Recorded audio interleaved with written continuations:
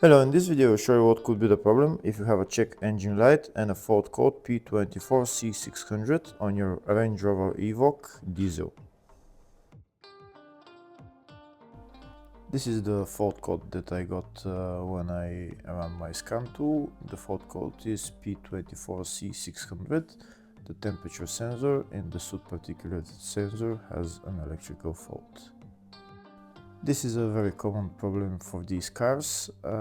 This fault code relates to the Soot Particulate Sensor or the DPF sensor.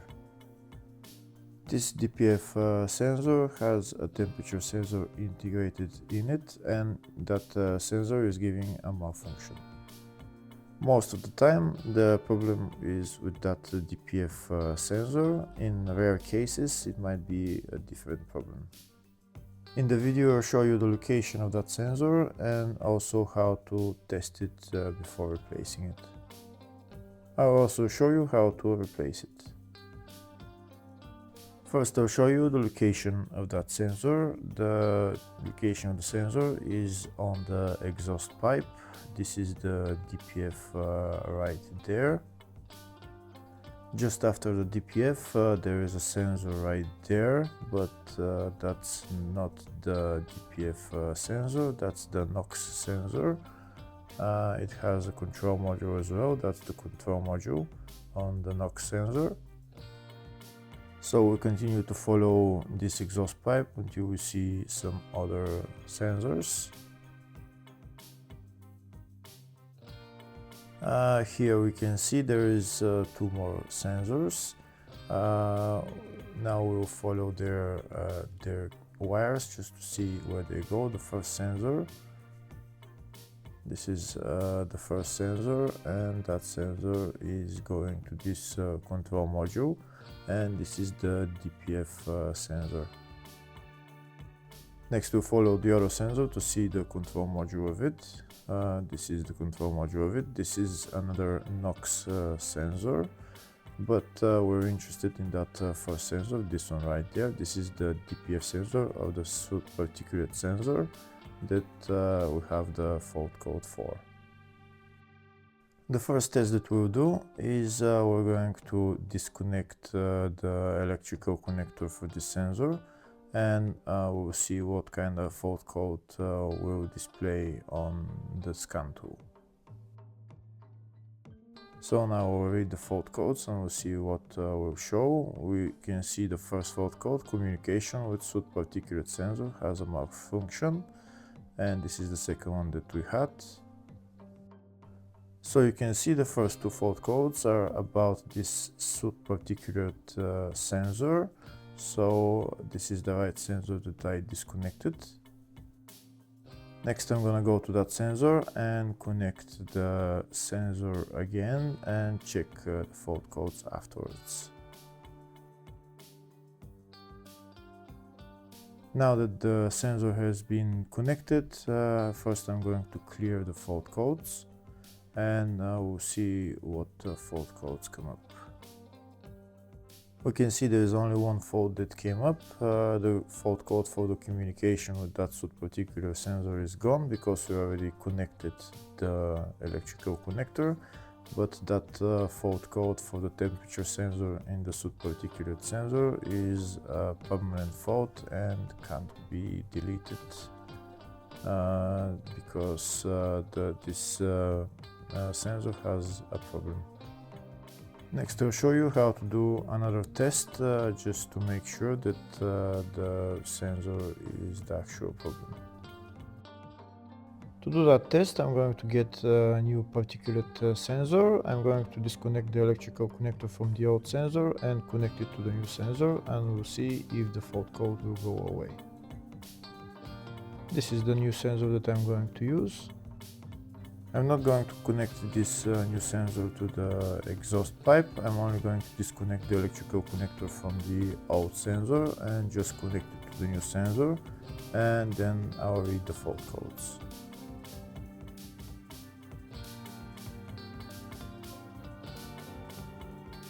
So I'm disconnecting this DPF sensor and this electrical connector. I'm going to connect it to the new sensor.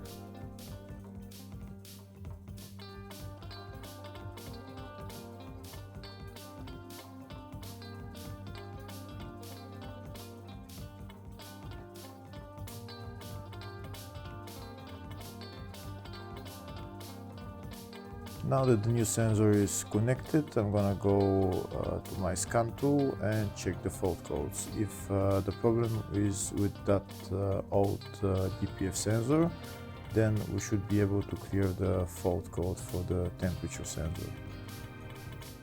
So we can see this is the old fault code that came up. Now we're going to clear the code and we'll see if it will come back.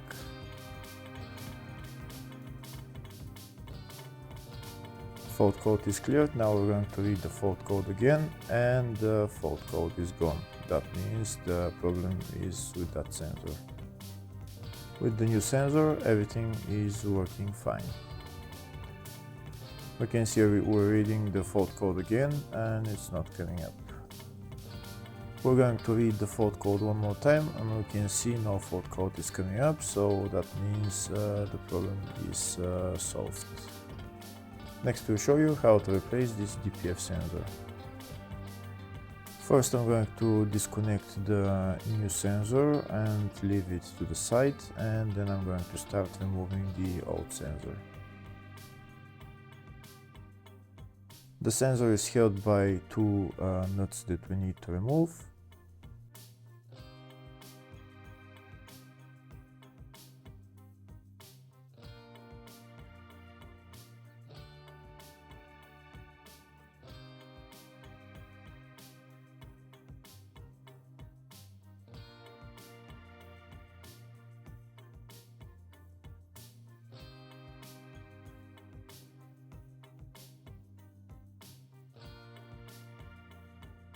And now we need to remove the DPF sensor from the exhaust pipe. To remove that sensor, we're going to use a wrench size 24.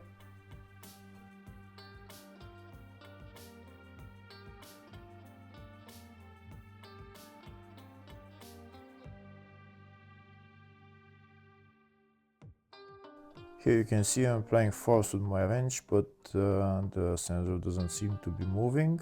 I'm going to try one more time. If it doesn't work, I'll show you how to remove it with a 24mm long socket.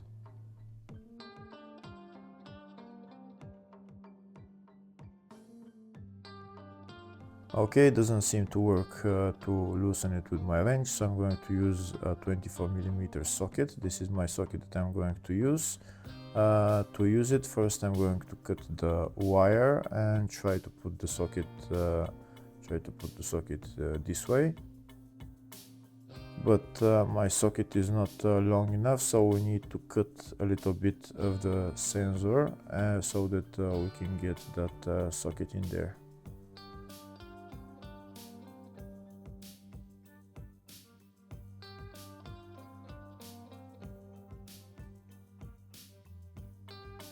I'm going to use my cutters and I'm going to cut this part of the sensor, and then there should be plenty of space to put my socket in there.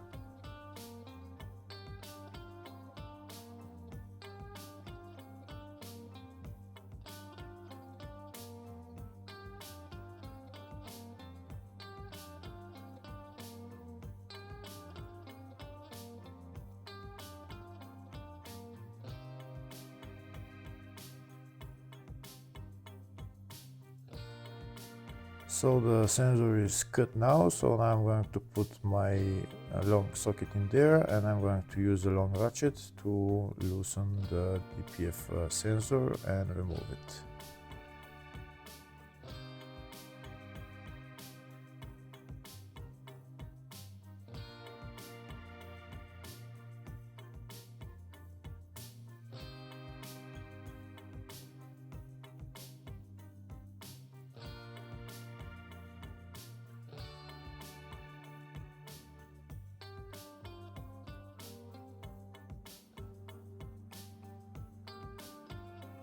We can see the sensor started turning, so I just need to remove it all the way.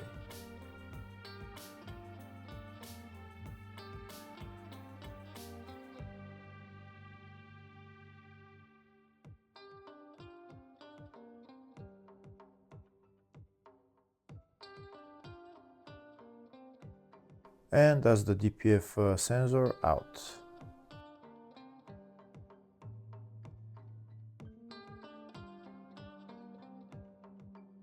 Now I'm going to put on the new DPF sensor.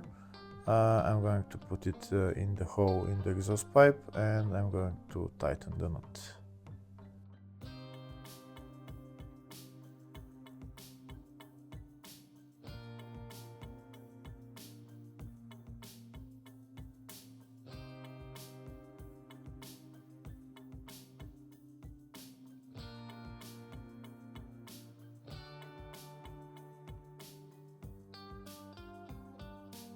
To tighten the nut, I'm going to use my 24mm spanner.